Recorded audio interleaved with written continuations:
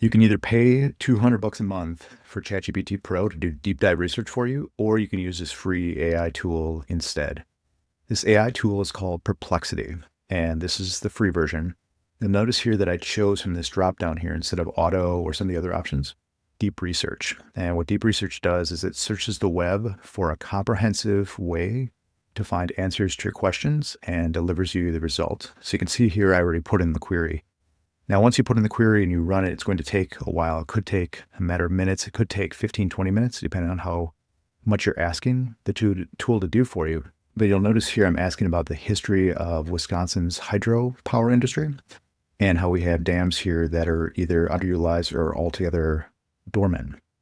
And I had to say how we can best understand how we can economically revitalize a source of constant or consistent clean power to help ignite the use of data centers for AI and Bitcoin, as well as other proof of work mining.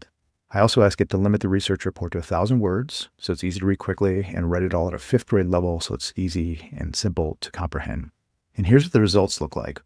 Now you'll notice I blew this up a little bit so you could see better. Here's my query, and here's the full answer.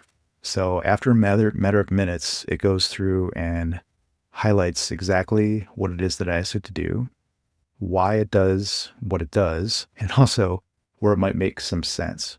So it gives references here for each respective area. So it goes to the Wisconsin DNR, it goes to a Wisconsin public radio site, and it drafts this complete research report for me. Now you may ask yourself, well, where is this information coming from? And this is what gets really cool if you want to dig into this and better understand how AI works. If you scroll up to the top here, it actually shows what's called its chain of thought. So it went out to 81 different sources on the web. Now imagine you doing this or asking somebody else to do this. It's too much information to try to gather, but this can do it for you. And it actually goes through and it asks itself questions before returning my results. So it gives itself these instructions. I need to search for information about Wisconsin, dormant or underutilized dam, et cetera, et cetera, et cetera. So it gives a baseline for itself to better understand what the question is that I'm asking.